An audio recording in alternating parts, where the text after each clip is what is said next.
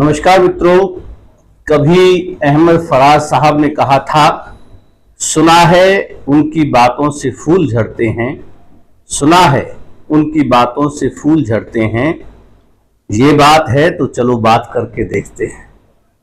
आज हमारे बीच में है एक बहुत ही प्यारी सी शख्सियत, हमारी बहुत ही आदरणीय सुप्रिया ढाना मैम। मैम आपका स्वागत है। विचार मंथन पेज और यूट्यूब चैनल दोनों पर आपका हार्दिक अभिनंदन। तो मित्रों, मैं बताना चाहूंगा, आदरणीय सुप्रिया ढाना मैम वर्तमान में शिक्षिका के पद पर हैं। अग्रवाल कॉलेज बल्लभगढ़ में गर्ल्स कॉलेज है हमारा, तो उसमें प्रोफेसर के पद पर हैं और आप अनेकों सम्मान आपने प्राप्त किए हैं, जिनमें अगर मैं मुख्य रूप से बात करूं तो आपको 2022 में स्टेट अवार्ड से सम्मानित किया गया और न जाने कितने अवार्ड आपको इसी तरह से 2022 में एक और अवार्ड आपको प्राप्त हुआ, वुमेन अचीवर अवार्ड जो आपको मिला, और इसी तरह से एक लंबी श्रृंखला है। तो आइए हम मैम से ही बातें करते हैं, मैम से ही पूछते हैं। मैम अपना परिचय देंगे और उसके साथ आगे बातों का सिलसिला। जी मैम। नमस्कार सभी को। पहले तो सर आपका बहुत बहुत आभार, आपने मुझे ये अवसर दिया, मुझे आमंत्रित किया, आपका बहुत बहुत धन्यवाद विचार मंथन में मुझे बुलाने हेतु। और देखिए, जहां तक बात है मेरी यात्रा की, मेरे सफर की, तो सफर देखिए आसान नहीं रहा। और मैं समझती हूँ जिनका सफर आसान है वो, अगर आसान होता तो मैं शायद आज विचार मंथन के प्रोग्राम में होती भी नहीं। तो सफर मुश्किल रहा और इस मुश्किल सफर का बहुत मैंने आनंद लिया, मैं ये कहूंगी, ऐसा नहीं है। तो बचपन से ही देखिए, जमींदार परिवार से मैं बिलोंग करती हूँ। मेरे दादाजी किसान, एक छोटा सा गांव है हमारा जींद जिले में, और पिताजी हालांकि हम सब पूरे परिवार को फरीदाबाद फिर ले आए थे बिजनेस के सिलसिले में। उन्होंने अपना व्यवसाय भी शुरू किया फरीदाबाद में जी। तो परिवार में ऐसी कोई साहित्यिक पृष्ठभूमि तो नहीं रही और शिक्षा के क्षेत्र में भी कोई नहीं रहा। तो होता है ना कि आपको कोई राह दिखाने वाला नहीं था, लेकिन अच्छी बात ये रही कि आपको ना नहीं किया कि अगर आपका कुछ मन है, कविता लिखनी है, बोलनी है, तो ना भी नहीं था, समर्थन पूरा था जी। तो मैं इस मामले में सौभाग्यशाली रही और सदैव हमेशा घर से मुझे प्रोत्साहन मिला। चाहे कोई भी प्रतियोगिता में मैं भाग लेती थी, जीत कर आती थी, तो पूरा उत्साह के साथ पूरी प्रेरणा मिलती थी कि और आगे बढ़िए, करिए। तो इस मामले में मैं खुद को सौभाग्यशाली भी मानती हूँ। और सारी शिक्षा सर मेरी जो है सरकारी स्कूल से हुई है जी जी। मैं ये खास विशेष तौर पे भी कहना चाहती हूँ, आजकल जैसे एक सोच बन गई है कि आप कॉन्वेंट स्कूल में पढ़ते हैं, आप इंग्लिश मीडियम स्कूल में पढ़ते हैं तो आप ज्ञानवान हैं। तो ऐसा नहीं है। देखिए, इस सोच के विपरीत मेरी जो शिक्षा है सरकारी स्कूल से रही और आगे भी ग्रेजुएशन है, चाहे पोस्ट ग्रेजुएशन है, पंडित जवाहरलाल नेहरू जो सरकारी महाविद्यालय है हमारा, वहां से मैंने फिर एमए इतिहास किया। और स्कूल कॉलेज का बड़ा योगदान रहा, स्पेशली कॉलेज का जो है, महाविद्यालय में जो युवा उत्सव होते हैं। तो मैं वही बात पूछना चाह रहा हूँ सुप्रिया मैम, आज हम देखते हैं कि जितने भी बड़े कार्यक्रम होते हैं वहाँ, चाहे गीता महोत्सव की बात करें, चाहे और अन्य ऐसे कार्यक्रमों की बात करें, तो वहाँ का संचालन सुप्रिया मैम के हाथ में होता है। तो ये विद्यालय जीवन से आप इसी तरह से प्रोत्साहित होकर के बोलते रहे, अध्यापकों ने प्रोत्साहित किया होगा, तो उनके बारे में थोड़ा बताएं कि कहाँ कहाँ किस तरह की अचीवमेंट उस समय में प्राप्त हुई थी। देखिए, पहली कविता सर मुझे याद है आज भी, 7वीं कक्षा में मैं थी और एक काव्य पाठ प्रतियोगिता हुई थी, तो उसमें मुझे प्रथम पुरस्कार मिला था। और जो उस समय एक होता है ना कि आपकी जो गाड़ी है वो निकल पड़ती है प्लेटफॉर्म से, तो तब से ये यात्रा शुरू हुई थी। और फिर लगातार देखिए, धीरे धीरे जैसे जैसे आप इनमें पार्टिसिपेट करते हैं, ऐसे ही आत्मविश्वास भी बढ़ता चला जाता है। ये एक ऐसा नहीं है कि एकदम निरंतर चलने सतत चलने वाली ये प्रक्रिया है।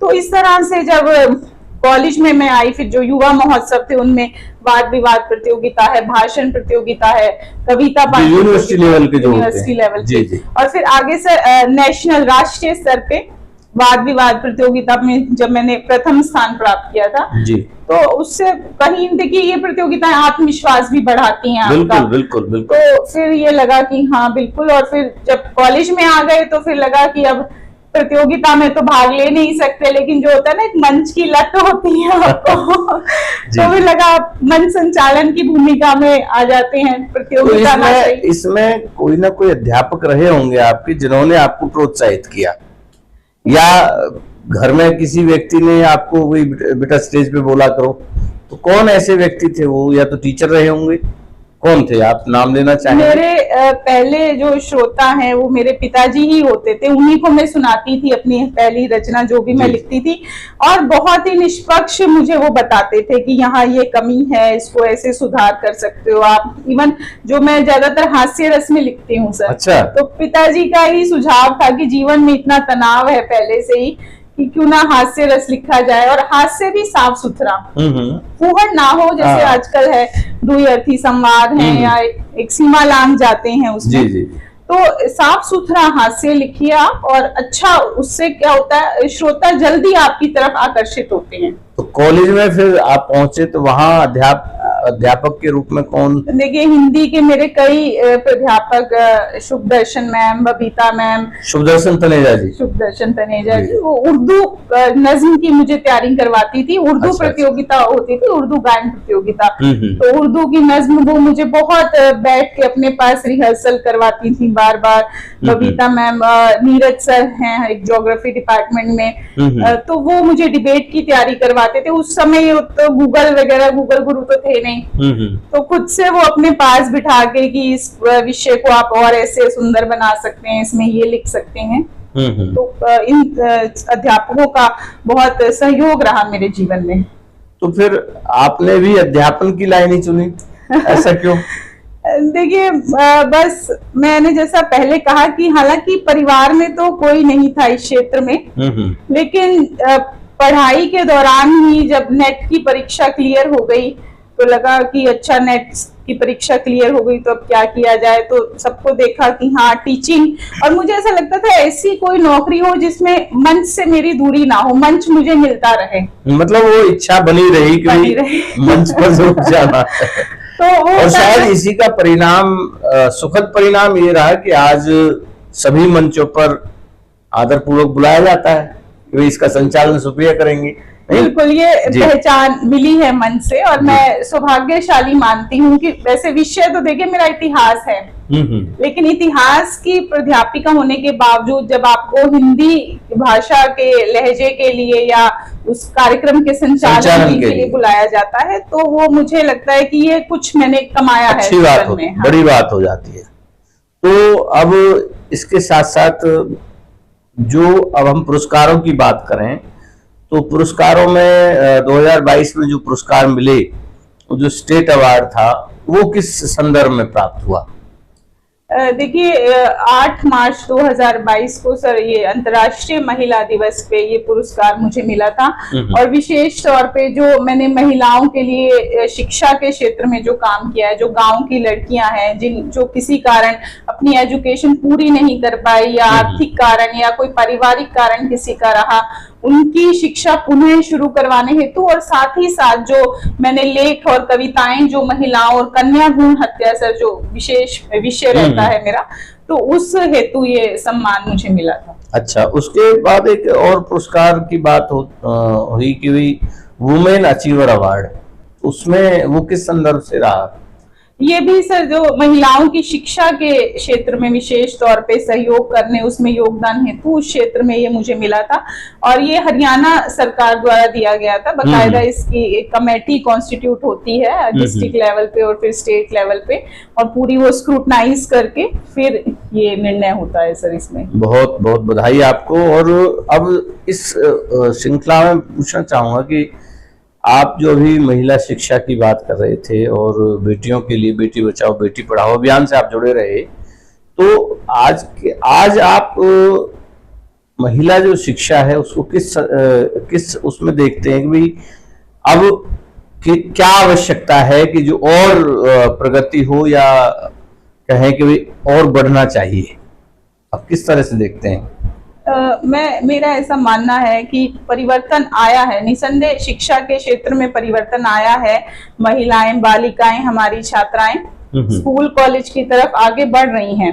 लेकिन एक दुख की बात मैंने जो देखी है कि 12वीं के बाद वो कहीं ना कहीं उसको कंटिन्यू नहीं कर पाती। उच्चतर शिक्षा की अगर बात करें, कहीं उनका जो पारिवारिक मसला आ जाता है या विवाह जो है, इवन अभी भी देखिए आप ग्रामीण क्षेत्रों में सर कहीं ना कहीं ये सोच है कि बस 12वीं हो गई और बस अब जो है विवाह कर देना चाहिए। तो इस दिशा में अभी भी काम करने की जरूरत है। और मुझे इस शिक्षा के अलावा लगता है कि शिक्षा हो गई, उसके बाद रोजगार, क्योंकि शिक्षा के बाद सबसे पहला प्रश्न ये उठता है कि रोजगार, आत्मविश्वास बढ़ाने में, अपने पैरों पे खड़े करने के लिए स्त्री को शिक्षा के साथ साथ सब रोजगार का भी प्रबंध उसमें होना चाहिए। मुझे लगता है कि शिक्षा वही हो जो आपको रोजगार दिला दे, तभी सही मायने में वो पूर्ण हो पाएगी।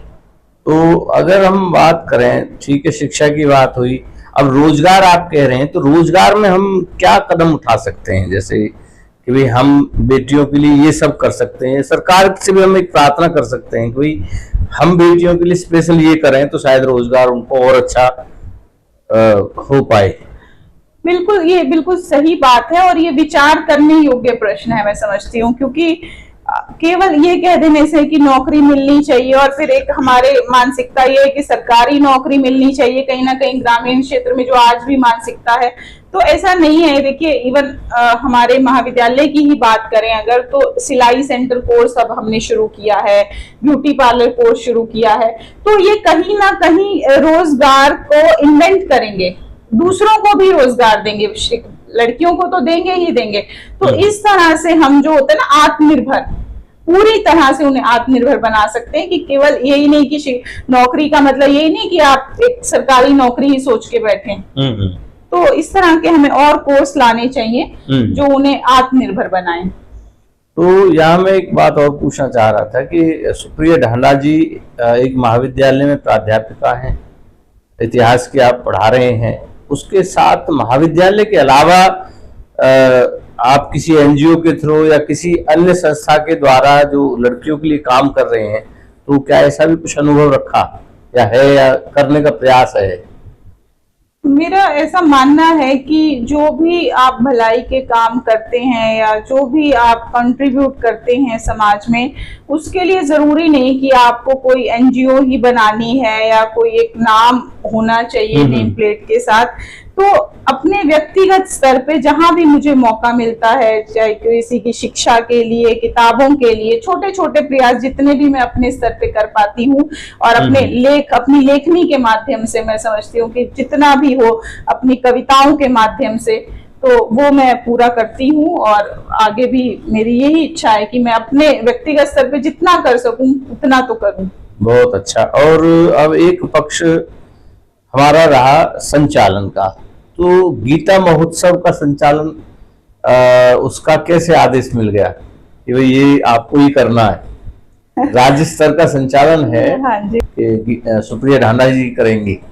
मैं जो प्रशासनिक कार्यक्रम है, जो स्वतंत्रता दिवस समारोह है जिला स्तर का और गणतंत्र दिवस समारोह है जो जिला स्तर के, इनमें करती आई थी। और एक जो हरियाणा टूरिज्म का अंतर्राष्ट्रीय सूरजकुंड मेला होता है, हाँ जी, वहां जब मैं मन संचालन कर रही थी, जो डीसी महोदय थे, तो उन्हें लगा कि क्यों ना हम इनको और आगे एक मौका दें।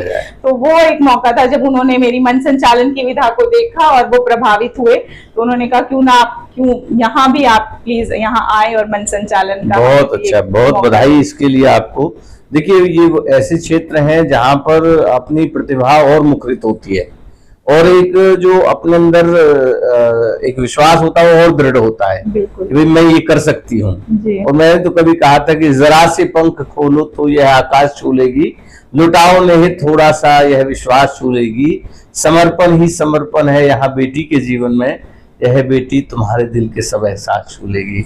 और शायद कहीं ना कहीं प्रशासन ने और पेरेंट्स ने और टीचरों ने ये समझा कि इस बच्ची के अंदर कुछ अलग है, तो आज सुप्रिया ही सुप्रिया है। नहीं है। तो इसके लिए बहुत बहुत बधाई आपको। और विशेष क्या चल रहा है साहित्य सृजन में आजकल? क्या लिखा जा रहा है, क्या कुछ आजकल गतिविधि हो रही है? विशेष तौर पे सर, मैं जैसा पहले बताया कि हास्य रस की मैं कविताएं लिखती रही हूँ, और जो कन्या भ्रूण हत्या है ये भी मेरा विषय शुरू से रहा है, और नारी का जो मुख्य विषय मेरा रहता है, यही रहते हैं सर विषय। तो हास्य रस की बात हुई, और हास्य रस की कोई कविता ना हो तो मैं समझता हूँ ये आज का ये पॉडकास्ट अधूरा रहेगा। तो उसमें कोई भी जो आपको याद आए, स्मृति में जो भी आए, कुछ सुना दीजिए थोड़ा सा हमारे श्रोताओं के लिए जी। कई बार ऐसा होता है, कुछ गलतफहमियां हो जाती हैं जी जी, तो उस गलतफहमी को ही एक मैंने ये कविता का विषय बनाया है जी। कि जेब कतरे का बेटा बोला, जेब कतरे का बेटा बोला, हे भगवान तेरी बस इतनी कृपा मिले, ना चीन में, ना फ्रांस में, ना रूस में, मुझे तो हर जन्म केवल भारत में ही मिले। अच्छा। ये सुन के जेब कतरे का पिता बोला, मैं धन्य हो गया, मैं धन्य हो गया कि जेब कतरे का बेटा होकर भी तेरी रगों में देशभक्ति का लहू बहता है। वो कहने लगा, ये बात नहीं है पापा, वहाँ ठंड इतनी ज्यादा है कि लोगों का हाथ अपनी जेब में ही रहता है। नहीं रहता है। वाह वाह। तो गलतफहमियां इस तरह की भी हो जाती हैं। बहुत अच्छा और शुद्ध और साफ हास्य इसको कहते हैं। और आज इस पॉडकास्ट के अंत में मैं सिर्फ यही कहना चाहूंगा कि आप इसी तरह से उन्नति करते रहें, और आप कुछ संदेश, हमारे जो नई पीढ़ी की बेटियां कुछ करना चाहती हैं उनके लिए कुछ संदेश आपके मुखारबिंद से जरूर हो। मैं चाहता हूं कि आप कुछ संदेश भी दें। देखिए, मेरा यही संदेश है कि यदि आपने निर्णय ले लिया, ठान लिया कि ये मैं कर सकती हूँ, अपने सपने देखिए। और मैं कहती हूँ सपने में भी सर कोई विकल्प नहीं होना चाहिए, संकल्प ऐसा हो जिसमें कोई विकल्प ना हो। तो बिल्कुल ऐसा ठान लें कि मैंने निश्चय ले लिया है तो मैंने ले लिया है, और मुझे इसको सिरे तक चढ़ाना है। तो उसके लिए दृढ़ इच्छा शक्ति के साथ आगे बढ़ते रहें। आगे बढ़ते। बहुत अच्छा। तो मित्रों, आज हमारे साथ है सुप्रिया ढांडा जी, जो कि एक कुशल मंच संचालिका, एक प्राध्यापिका, और विभिन्न आयामों में जिनका व्यक्तित्व बिखरा हुआ है। और मैं समझता हूं कि आज का यह पॉडकास्ट आपको अच्छा लगेगा, और हमारा प्रयास है कि ऐसी ही विशेष हस्तियों को, विशेष लोगों को आपके बीच हम ला सकें। तो आपसे सिर्फ यही प्रार्थना कि विचार मंथन पेज, आप पेज को लाइक करें, फॉलो करें, और विचार मंथन यूट्यूब चैनल को सब्सक्राइब करें। तो आप बहुत सहज भाव से हमारा निमंत्रण स्वीकार किया, और हमारे यहाँ हमारे दर्शकों के लिए आपने अपने विचार रखे। आपका बहुत बहुत धन्यवाद मैम, बहुत बहुत शुक्रिया। आप ऐसे ही उन्नतिरत रहें। बहुत बहुत शुक्रिया।